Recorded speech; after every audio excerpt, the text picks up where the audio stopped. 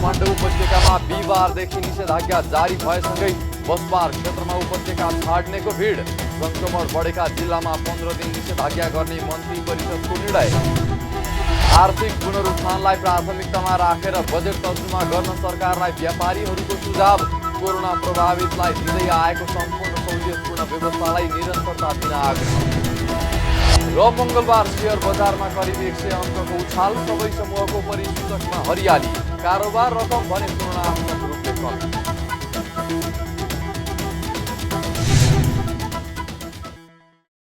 हामी छौं पल पल तपाईसँग, हिमाल पहाड तराईसँग, साथ छ हाम्रो बढ्ने कदमलाई। सलाम छ ती पोरखे हातहरूलाई, जिन्दगी सजाइदिन्छौँ हामी, हर सासको साथी बन्छौँ हामी। सुरक्षा अनि समृद्धि प्राण छ हाम्रो। आफू पनि बचौं, अरूलाई पनि बचाऊ। आजै नेपाल लाइफमा जीवन बिमा गरौँ। हामी हौं नेपाल लाइफ। नेपाल लाइफ, किनकि जीवन अमूल्य छ।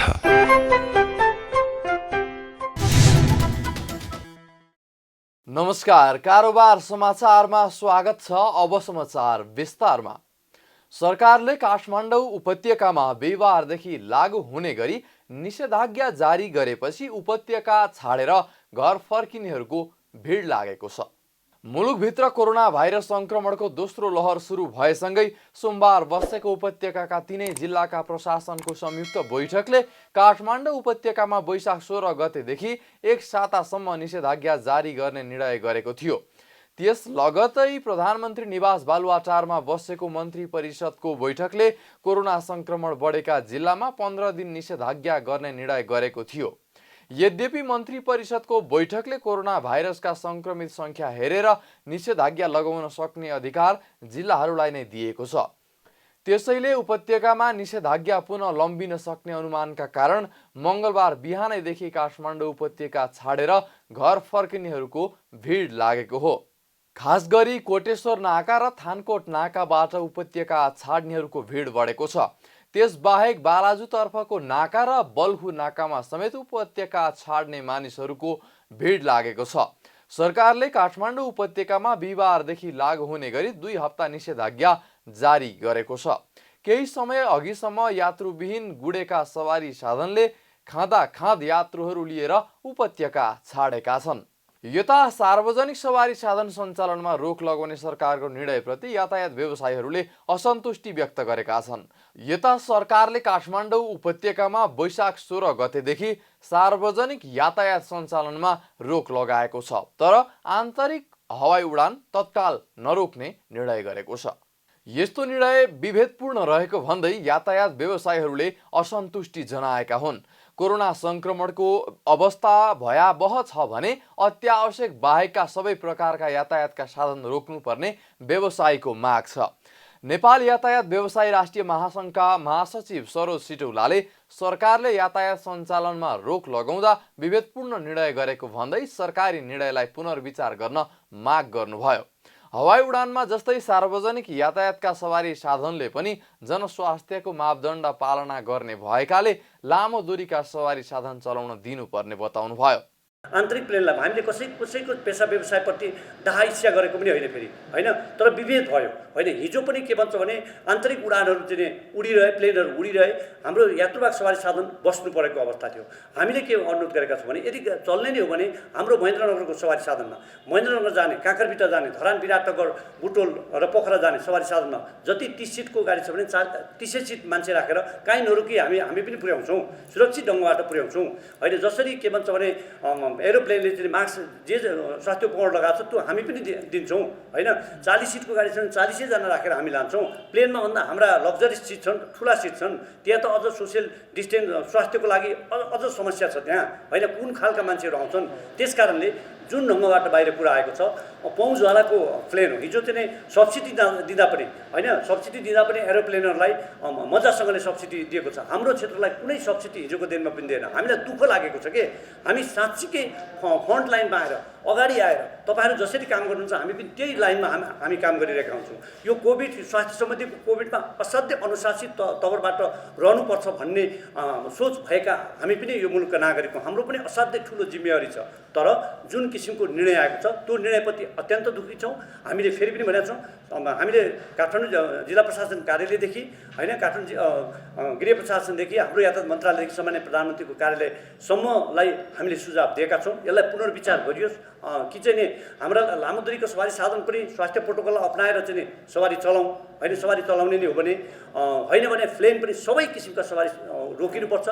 महासचिव सिटौलाले आन्तरिक उडान र सार्वजनिक यातायातलाई विभेद गरिए यातायात सञ्चालनमा रोक लगाउने सरकारको निर्णयको स्वतस्फूर्त अवज्ञा हुन सक्ने बताउनुभयो। प्लेन पनि चल्ने अनि रातो प्लेटले यो वा त्यो नाममा चाहिँ रातो प्लेटले चाहिँ हिजोका दिनमा 10,000 एउटा यात्रुबाट चाहिँ मेची महाकालीबाट एकजना व्यक्तिबाट 10,000 पैसा लिएर रातो प्लेटको सवारी साधन बाटाभरि के अरे खरखट्टी कुदेको लहरै कुदेको तपाईँ हामीले देखेका छौँ। त्यो हिजोको विषयलाई पनि हामीले बुझेका छौँ। त्यस कारणले यस्तो किसिमको रातो सवारी साधनको प्लेटको गाडी पनि चल्ने, प्लेन पनि चल्ने अनि कालो प्लेटको सवारी साधन चाहिँ बस्ने। हामीले बार यो कति भन्ने, कालो प्लेटको सवारी साधनबाट कोरोना सर्ने, रातो प्लेट र हवाई जहाजबाट चाहिँ माथि आकाशबाट उठ्नेमा चाहिँ कोरोना नहुने, यो कस्तो खालको विश्लेषण हो, यो कस्तो खालको निर्णय हो। म विशेष अनुरोध गर्न चाहन्छु तपाईँको यो मिडिया मार्फत सम्मान्य प्रधानमन्त्रीज्यू र सरकार र सबै मन्त्रालयका म विशेष आग्रह गर्न चाहन्छु, यो साँच्चीकै कोभिडमा हामी सबै नेपाली आम नेपाली एक ढिक्का भएर हामी लाग्ने पक्षमा छौँ। तर के भन्छ भने यो उड्ने र गुड्नेलाई चाहिँ विभेद भयो भने भोलि सबैले फेरि उल्लङ्घन गर्न थाल्छन्। अघिल्लो वर्ष लामो समय बन्द गरिँदा यातायात क्षेत्र धराशायी भएको भन्दै व्यवसायीहरूले यस वर्ष यातायात व्यवसायलाई बन्द गर्न नहुने बताइरहेका छन्। सार्वजनिक यातायात बन्द गरेर मात्रै कोरोना संक्रमण नरोकिने भन्दै उनीहरूले यसका लागि सबै पक्ष उत्तिकै जिम्मेवार हुनुपर्ने बताएका छन्। प्रतिनिधि सभा अन्तर्गतको महिला तथा सामाजिक समितिले निषेधाज्ञाका क्रममा महिला बालबालिका तथा ज्येष्ठ नागरिकमाथि हुने हिंसा न्यूनीकरणका लागि समयमै प्रबन्ध मिलाउन सरकारलाई निर्देशन दिएको छ। समितिको मङ्गलबार बसेको बैठकले निषेधाज्ञाको समयमा महिला बालबालिका ज्येष्ठ नागरिक फरक रूपले सबल तथा लैङ्गिक अल्पसंख्यकहरू माथि हुन सक्ने हिंसा नियन्त्रणका लागि पूर्व तयारी गर्न गृह मन्त्रालय, महिला बालबालिका तथा ज्येष्ठ नागरिक मन्त्रालय र स्वास्थ्य तथा जनसङ्ख्या मन्त्रालयलाई निर्देशन दिएको हो। साथै समितिले लिङ्ग वर्ग मैत्री क्वारेन्टिनको प्रबन्ध समयमै मिलाउन पनि निर्देशन दिएको छ। देशमा देखिएको कोभिड-19 को दोस्रो लहर नियन्त्रण एवं रोकथामका लागि विभिन्न क्षेत्रमा गरिएका निषेधाज्ञा एवं बन्दाबन्दीको क्रममा विगतको अनुभवबाट शिक्षा ग्रहण गर्दै महिला बालबालिका ज्येष्ठ नागरिक फरक रूपले सबल एवं लैङ्गिक अल्पसंख्यकहरूमाथि हुन सक्ने हिंसा न्यूनीकरण नियन्त्रणमा पूर्व तयारी गर्न उल्लेखित लिङ्ग वर्ग मैत्री क्वारेन्टाइनको प्रबन्ध समयमा नै मिलाउन तथा आगामी दिनमा देखिन सक्ने चुनौतीहरूलाई पूर्व आकलन गरी कार्य सम्पादन गर्न समिति नेपाल सरकार, गृह मन्त्रालय, महिला बालबालिका तथा ज्येष्ठ नागरिक मन्त्रालय र स्वास्थ्य तथा जनसङ्ख्या मन्त्रालयलाई निर्देशन गर्दछ। बैठकमा समिति सदस्य ध्रुव कुमार शाहीको संयोजकत्वमा कर्णाली प्रदेशका विभिन्न जिल्लाहरूमा महिला बालबालिका ज्येष्ठ नागरिक पिछडिएको वर्ग र अपाङ्गता सम्बन्धी विद्यमान अवस्था र सम्बन्धित कानुनको कार्यान्वयनको अवस्थाको सम्बन्धमा गरेको स्थलगत अध्ययनमाथि पनि छलफल भएको थियो। अध्ययन भ्रमणको विस्तृत प्रतिवेदन समितिको आगामी बैठकमा प्रस्तुत गरिने निर्णय पनि भएको छ। हरेक वर्ष चैत्र शुक्ल पूर्णिमाका दिन लाग्ने बालाजु 22 धारा मेला अर्थात् लुती पुन्नी मेला कोभिड-19 संक्रमणको जोखिमका कारण यस वर्ष पनि स्थगन भएको छ। मेलामा लाखौं संख्यामा भक्तजनहरू आउने र कोरोना संक्रमणको जोखिम बढ्ने भएपछि मेला स्थगन गरिएको बालाजु 22 धारा उद्यानले बताएको हो। उद्यानका कार्यालय प्रमुख दामोदर लामाले मेला लाग्दा भिडभाड हुने र संक्रमण बढ्ने जोखिम भएकाले मेला स्थगन गरिएको बताउनुभयो। गत वर्ष पनि कोभिड संक्रमणको जोखिम नियन्त्रणका लागि सरकारले लकडाउन गरेका कारण मेला लाग्न सकेको थिएन। आज केही भक्तजनहरू पूजाआजाका लागि 22 धारा पुगेको भए पनि उद्यानमा प्रवेश गर्न पूर्ण रूपमा रोक लगाइएको लामाले बताउनुभयो। 22 धारामा सर्वसाधारणलाई प्रवेश रोक लगाइएपछि दर्शनार्थीहरू उद्यान बाहिरैबाट पूजाआजा गरिरहेका छन्। बालाजु 22 धारा उद्यान भनेको एउटा ऐतिहासिक एउटा पार्क पनि हो। यहाँ चाहिँ विभिन्न खालको चाहिँ आजको चाहिँ एउटा पूर्णिमाको दिन चाहिँ विभिन्न भक्तजनहरू चाहिँ यहाँ आउने गर्छन्। तर यो विभिन्न अब एउटा राज्यको एउटा निर्देशन पनि हो होइन। कोभिड कारणले गर्दाखेरि अब यहाँ त उल्लेख्य मात्रामा चाहिँ 1.5 लाख के भक्तजनहरू आउनुहुन्छ। यो कोभिडको कारणले गर्दाखेरि चाहिँ अब उल्लेख्य मात्रामा चाहिँ भिडभाड हुँदा त्यो भिडलाई चाहिँ कन्ट्रोल गर्नको लागि चाहिँ आजको लागि चाहिँ हाम्रो यो बालाजु 22 धारा उद्यान चाहिँ पूर्ण रूपमा चाहिँ हाम्रो प्रवेशद्वार चाहिँ आज बन्द गरेको छ। यसबाट पर्न गएको चाहिँ असुविधाप्रति चाहिँ हामी यस काठमाडौँ महानगरपालिका तथा होइन अब यो मूल आयोजक समितिको तर्फबाट चाहिँ म क्षमा याचना गर्न चाहन्छु। आजको दिन 22 धारामा स्नान गरी दिवंगत आफन्तका नाममा बत्ती बाल्ने परम्परा रहेको छ। यसै दिन नुवाकोटको कल्चोक भगवतीलाई पनि बालाजुमा ल्याएर त्यहाँ रहेको सेतो पाटीमा राखी हवन तथा राँगाको बलि दिने प्रचलन पनि रहेको छ। यस्तै आज बिहानै नागार्जुन वनमा रहेको जामाजो डाँडामा पुगेर बालाजु फर्की 22 धारामा स्नान गर्ने परम्परा पनि छ। यसरी 22 धारामा नुहाइसकेपछि मनमैजु देवीको दर्शन गरेमा आफ्नो मनोकामना पूरा हुने धार्मिक जनविश्वास पनि रहेको छ। नेपाल चेम्बर अफ कमर्सले आर्थिक पुनरुत्थानलाई प्राथमिकतामा राखेर आर्थिक वर्ष 2078-79 को बजेट तर्जुमा गर्न सरकारलाई सुझाव दिएको छ। चेम्बरका पदाधिकारीहरूले सोमबार अर्थमन्त्री विष्णु प्रसाद पौडेललाई भेटेर सुझाव दिएका छन्। चेम्बरले खास गरी बजेटको आकार ठूलो भन्दा पनि कार्यान्वयन गर्न सकिने हुनुपर्ने सुझाव दिएको छ। यसबाहेक कोभिड-19 महामारीको प्रकोपबाट समग्र अर्थतन्त्र र जनजीवन लामो समयसम्म प्रभावित हुने अवस्था रहेकाले आर्थिक पुनरुत्थानलाई प्राथमिकतामा राखेर बजेटको लक्ष्य निर्धारण गर्न पनि सुझाव दिएको छ। यस्तै मौद्रिक नीति मार्फत कोरोना प्रभावित अर्थतन्त्रका लागि दिएका सम्पूर्ण सहुलियतपूर्ण व्यवस्थालाई आगामी वर्षमा पनि निरन्तरता दिन सुझाव दिएको छ। प्रस्तुत छ यिनै विषयमा केन्द्रित रहेर नेपाल चेम्बर अफ कमर्सका अध्यक्ष राजेन्द्र मल्लसँग गरिएको कुराकानी। हाम्रो जुन बजेट छ नि आउने बजेट र चाहिँ हाम्रो देशको भनौँ न एउटा कर राजस्व आम्दानी कति छ, नहुनेमा आन्तरिक ऋण कसरी लिने होइन र चाहिँ एउटा बजेट चाहिँ तपाईँको सानो चुरुस्त दुरुस्त कार्यान्वयन हुने किसिमको होस्।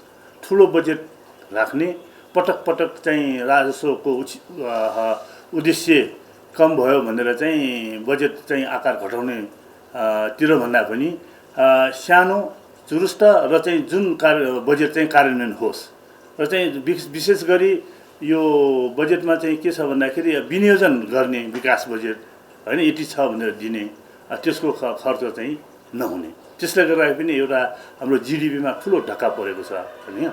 र जुन किसिमको बजेट एउटा विनियोजन गर्दाखेरि त्यो बजेट खर्च भएको छ कि छैन भनेर सरकारले चाहिँ 3 महिनामा एउटा चाहिँ क्वार्टरली भनौँ न एउटा रिभ्यू गरेर कहाँनिर किन भएन भन्ने किसिमको एउटा चनाखो भएर चाहिँ निरन्तर रूपमा यसको चाहिँ रिभ्यू गरिराख्नुपर्छ। बजेट चाहिँ अन्तिममा आएर असार महिनामा भनौँ न चाहिँ मसान्तको चाहिँ 15-20 दिन अगाडि घरघरती चाहिँ बजेट चाहिँ खर्च गर्ने अनि चाहिँ यो पानीमा बालुवामा पानी खनाएको जस्तो चाहिँ खर्च चाहिँ गर्ने किसिम प्रथा भन्दा पनि क्वार्टरली त्रैमासिक रूपमा चाहिँ बजेटको कार्यान्वयन छ कि छैन भन्ने पनि हामी लाग्नुपर्छ भन्ने कुरा चाहिँ राख्न चाहन्छु म। विशेष गरी यो हाम्रो चाहिँ हिजो दिएको अर्थमन्त्रीजीलाई जुन 78-79 आर्थिक वर्षको लागि एउटा बजेटको सुझाव हामीले चाहिँ चेम्बर अफ कमर्सको तर्फबाट पेश गरेका थियौँ। त्यसमा विशेष गरी हामीले चाहिँ एउटा स्वदेशमै रोजगारी वृद्धि गरी कसरी आत्मनिर्भर बन्न सकिन्छ र चाहिँ मुलुकलाई एउटा चाहिँ भनौँ न एउटा आयातित रूपमा मात्र होइन स्वरोजगार उत्पादन पनि वृद्धि गर्नुपर्छ भन्ने कुरा राखेका छौँ भनेदेखि त्यसको साथै अहिले जुन किसिमको अहिले एउटा हाम्रो मुलुकमा चाहिँ कोभिडको कारणले चाहिँ आर्थिक अवस्था लगायत ढनढनको ठुलो क्षति भएको छ र यसलाई चाहिँ कसरी मुलुकलाई चाहिँ एउटा भनौँ न उद्योग व्यवसाय र चाहिँ जनताको चाहिँ स्वास्थ्यको मापदण्डलाई विशेष गरी ध्यान दिएर सरकारले स्वास्थ्यको मापदण्डको लागि चाहिँ एउटा विशेष स्टिमुलस प्याकेज प्लस चाहिँ बजेटको व्यवस्था गर्नुपर्छ भनेर हामीले सुझाव गरेका छौँ। ट्याक्सको हकमा चाहिँ के छ भनेदेखि अहिले यो चालु वर्षमा तपाईँको चाहिँ 50 लाखको टर्नओभर ट्याक्समा चाहिँ सरकारले चाहिँ थ्रेसहोल्ड त्यतिको मात्र दिइरहेछ भनौँ न। त्यसमा 50 लाखमा लगाउने र चाहिँ त्योभन्दा माथि गयो भनेदेखि चाहिँ एउटा प्यान या भ्याटमा आउनुपर्ने भन्ने जुन छ नि, विशेष गरी यो साना खुद्रा पसल व्यवसाय गर्ने एसएमइजहरू छन् नि, उहाँहरूले चाहिँ एक किसिमको चाहिँ 50बाट अब 51 हुनासाथै जानु पऱ्यो नि। ब्यालेन्स सिट बनाउने, पेस गर्ने, त्यो किसिमको चाहिँ उहाँहरूले खर्च बिहोर्नै सक्दैन कि। र चाहिँ के कतिपय यो साना एसएमइज र खुद्रा व्यापारी व्यवसायहरू चाहिँ आफै एउटा चाहिँ मालिक पनि मजदुर पनि भएर काम गरिरहेको हुन्छ। यस्तो क्षेत्रमा अलिकति सरलीकरण गर्नु पर्यो भनेर चाहिँ हामीले चेम्बरको तर्फबाट यसपालि चाहिँ कमसेकम यो थ्रेसहोल्डलाई चाहिँ 50 लाख होइन 1 करोड रुपियाँ पुर्याइदिने, त्यसमा चाहिँ 0.5% लियो भनेदेखि सरकारको चाहिँ राजस्व पनि वृद्धि हुने होइन। र चाहिँ यो सानो व्यवसाय उद्यमीहरूले जुन यो करको झन्झटले गर्दाखेरि कतिले कर चाहिँ भनौँ न त्यसको चाहिँ पेसै गर्दैन, जे होला भनेर बस्ने पनि थुप्रै छ। तपाईँ हामी यता गयो भने स्पष्ट रूपमा देखिने कुराहरू झन्झट भयो गर्दाखेरि उहाँले कमाउने भन्दा पनि त्यो चाहिँ खर्च लाग्ने भएर उहाँहरू चाहिँ करको दायराबाट चाहिँ अलि निस्केको अवस्था छ। यसपटक चाहिँ थ्रेसहोल्डलाई बढाएर चाहिँ हामीले 1 करोड लाग्ने र चाहिँ यो दायरालाई चाहिँ व्यापक रूपमा लिएर गइसक्यो भने म यति दावाका साथ चाहिँ सुझाव दिन चाहन्छु कि सरकारलाई कि यो विगतमा जुन एसएमइज र खुद्रा व्यापारीले तर्फबाट जुन आएको कर राजस्व आम्दानी छ नि, त्योभन्दा डबल हुन जान्छ। राष्ट्रिय सभा अन्तर्गतको दिगो विकास तथा सुशासन समितिले सुपारीको आयातमा सरकारलाई व्यापारीहरूले प्रलोभनमा पारेको आशंका गरेको छ। सुपारी आयात सम्बन्धमा भएको नीतिगत भ्रष्टाचारको अध्ययन गर्न गठित 5 सदस्यीय उपसमितिको बैठकमा मन्त्री र सचिवलाई बोलाइए पनि कनिष्ठ कर्मचारी पठाएपछि सुपारी आयातमा नीतिगत अनियमितता भएको आशंका गरेको हो। उपसमितिका संयोजक रमेश जङ रायमाझीले देशभर 10,000 मेट्रिक टन सुपारी खपत हुने तर मन्त्री परिषदबाट 25,000 मेट्रिक टन आयात गर्न दिने नीतिगत निर्णय भएपछि सरकार व्यापारीको प्रलोभनमा परेको हुन सक्ने आशंका रहेको बताउनुभयो। उहाँले मन्त्रालयले कसलाई सुपारी आयात गर्न दिएको छ त्यसको तथ्याङ्क र नीतिगत निर्णयको ओरिजिनल फाइल सहित वैशाख 15 गते बस्ने उपसमितिको बैठकमा उपस्थित हुन सम्बन्धित मन्त्री र सचिवलाई बोलाएको छ। हामीले आज दिगो विकास सुशासन समितिले एउटा हामीलाई 5 जना मान्यजीहरूलाई उपसमितिको जिम्मेवारी दिएको थियो। विशेष गरेर क्याबिनेटले चाहिँ अस्ति नै निर्णय गरेको सुपारी अनि त्यहाँ पछाडि मरिच लगायतका अन्य चाहिँ आयात गर्न दिने भन्दा सुपारी हाम्रो देशमा चाहिँ खपत अहिलेसम्मको रेकर्ड हेर्दाखेरि लगभग 10,000 मेट्रिक टनभन्दा बढी खपत भएको देखिँदैन। तर अहिले सरकारले यो लकडाउनको बेला यो कोरोनाको यति महामारीको बेला पनि 25,000 मेट्रिक टन चाहिँ के गर्नलाई मगाएको थियो। उद्योग धन्दाहरू सबै चलिरहेको छैन, फस्टाइरहेको छैन, बन्द छन् होइन। त्यो चाहिँ उत्पादन गरेर बाहिर पठाउनु पनि लाग्छ, खपत पनि भएको छैन। त्यही कारण सरकारको क्याबिनेट जुन स्तरीय निर्णय नीतिगत निर्णयमा हामीलाई केही शङ्का लागेर त्यहाँ अनियमितताहरू भएको छ भनेर हामीलाई समितिले जिम्मेवारी दिएको थियो। त्यही विषयमा हामीले मन्त्रालयको सचिव विभागको डिजीलाई बोलाएको थियौँ। डिजी आफै चाहिँ अनुपस्थित भएर उहाँको एउटा निर्देशक पठाउनु सचिव आउनुभएको थियो। सचिवहरूले हामीलाई जुन चिज हामीले मागेको थियौँ त्यो चिजहरू केही उपलब्ध गराउनु भएन र पुनः हामीले 15 गते फेरि उहाँहरूलाई बोलाएको छौँ र मन्त्रीलाई पनि बोलाउँदैछौँ। बैठकमा नीतिगत निर्णयको फाइल र आयात गर्न स्वीकृति दिएको व्यापारीहरूको लिस्ट माग गरिएको तर कर्मचारीहरूले दिन नमिल्ने जवाफ दिएको बताएको पनि संयोजक रायमाझीले बताउनुभयो। मङ्गलबार शेयर बजारमा करिब अङ्कको हरियाली छाएको छ। 2 दिन लगातार उच्च अङ्कले घटेको सेयर बजारमा मङ्गलबार भने उत्साह देखिएको हो। आइतबार र सोमबार गरी 141 अङ्क भन्दा धेरैले घटेको सेयर कारोबार माफक नेप्से परिसूचक मङ्गलबार एकै दिन 92 अङ्क भन्दा धेरैले सुधार भएको छ। नेप्से परिसूचक 92.46 अङ्कले बढेर 2579.07 अङ्कमा पुगेको छ। क वर्गका कम्पनीहरूको कारोबार मापन गर्ने सेन्सेटिभ इन्डेक्स पनि 14.48 अङ्कले बढेको छ। सबै समूहको परिसूचकमा हरियाली छाएको छ। परिसूचकमा उत्साह देखिए पनि कारोबार रकम भने आइतबार र सोमबारको तुलनामा कम भएको छ। आज 5 अर्ब 10 करोड 90 लाख रुपैयाँ बराबरको सेयर कारोबार भएको छ। यसअघि आइतबार 7 अर्ब भन्दा माथिको कारोबार भएको थियो भने सोमबार पनि 6 अर्ब 59 करोड रुपैयाँ भन्दा माथिको सेयर कारोबार भएको थियो। आज माथिल्लो तामाकोसीको सेयर मूल्यमा सर्किट ब्रेक लागेको छ। विशाल बजार कम्पनी, महिला लघुवित्त वित्तीय संस्था तथा युनाइटेड इन्स्योरेन्स सहितका 11 कम्पनीको सेयर मूल्य सर्किट लेभलमा कारोबार भएको छ। कारोबार समाचारमा अब सुन चाँदी र विदेशी विनिमय दर सम्बन्धी जानकारी।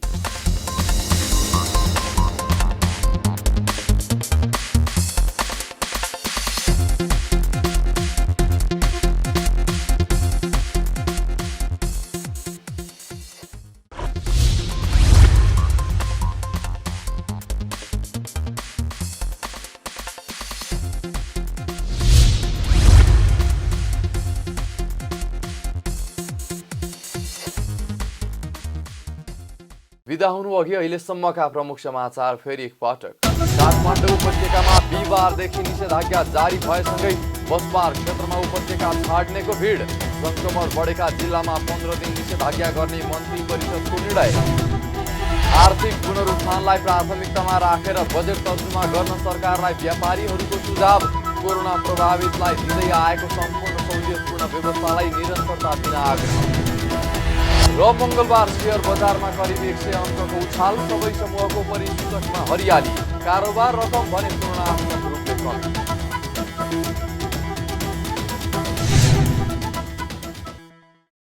कारोबार समाचार सकियो। हामीलाई बिदा दिनुहोस्। नमस्कार।